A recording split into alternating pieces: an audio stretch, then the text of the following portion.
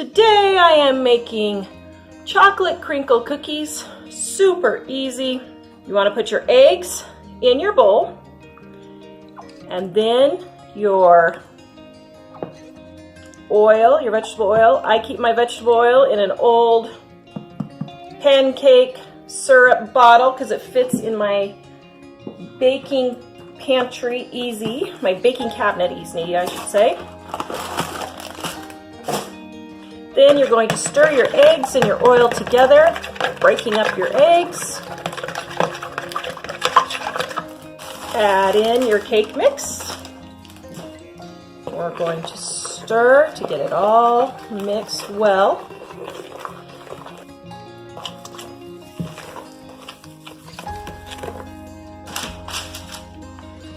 Then we're going to take some powdered sugar, put it in a bowl.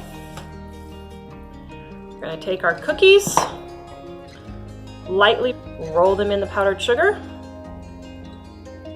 and set them on our cookie sheet.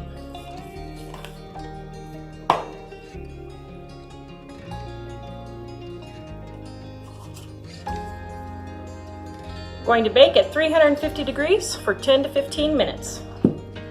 Here we have our yummy crinkle cookies fresh out of the oven. Let them cool 5 to 10 minutes on the cookie sheet.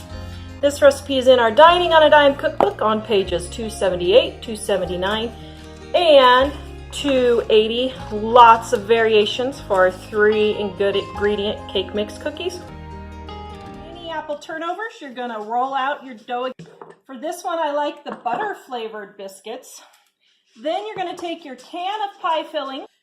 I like to add a little extra cinnamon to my pie filling. And then what you're gonna do is in apple pie, now blueberry and cherry you don't have to worry about, but for apple pie, the apples are kind of large. So I cut them up in the can with a knife first, just like so. Then just stir in your extra cinnamon. Yum, that looks delicious. A little bit on one side of your turnover, just like so. Fold the turnover and crimp it on the edges. Then you're going to place it on your cookie sheet. Take a little bit of water, tap the top. I don't see people give this tip very much, but if you put a little bit of water on the top and then sprinkle it with cinnamon and sugar, it will hold the cinnamon and sugar on there better and won't fall off quite as much. We're going to do this with all 10, put them in the oven at 350 degrees and bake for about 20 minutes.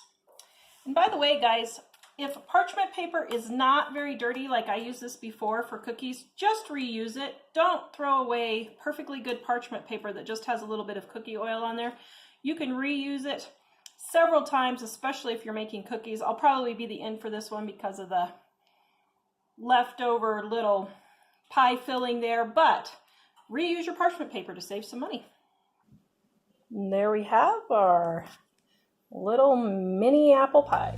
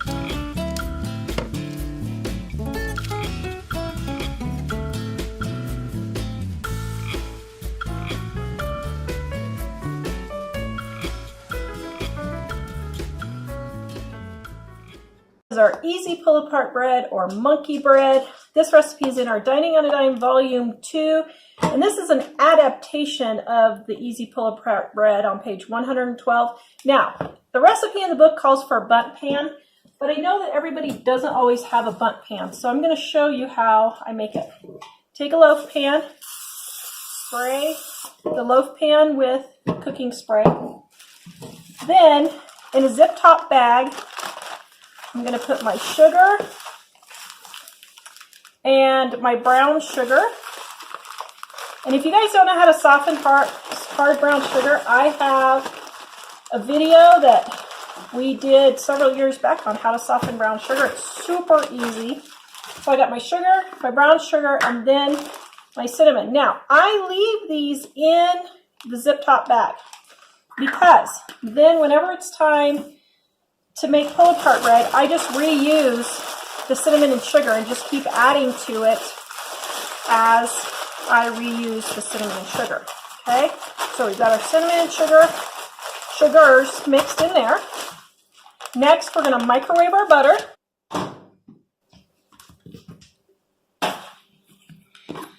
Then you want to cut it in quarters with either a knife or this little scraper works really well.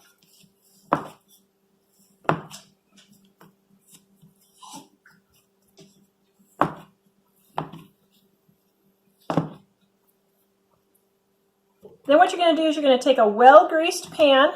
You're going to take melted butter and dip your pieces in there.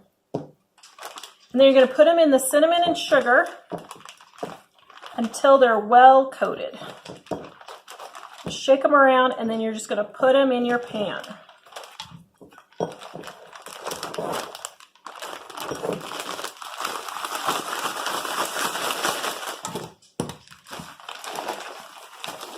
Just stack them around. You want about 2 layers, just like so. If you missed a little bit of cinnamon sugar, just sprinkle it on there. Then you're going to take your leftover butter. You're going to pour it over the top. And if you want, you can sprinkle a little bit more cinnamon sugar. Then I just store this in the refrigerator, and then the next time I use it, I just add a little bit more cinnamon sugar, and I just do that 3 or 4 times, and then I throw it away. All right, now we're going to bake this at 350 degrees. Okay, so this is how you tell when they're done. See how it's kind of jiggly? That's not done in the middle, so we need to go about another 5 or 10 minutes. So I'm going to turn it around so it gets brown on the other side, because most ovens don't cook evenly, okay? Okay, if your top gets a little brown, but it's not quite done yet, just take a piece of foil and set it over the top and put it in there, and that will keep the top from browning. Now, I have one of these instant read thermometers, and I love these for baking because I can always tell for sure my baked goods are done. If your bread is 200 degrees, well, 190 to 200 degrees, then you know the inside of your bread is done. Mine definitely reached that. And there you have perfect monkey bread.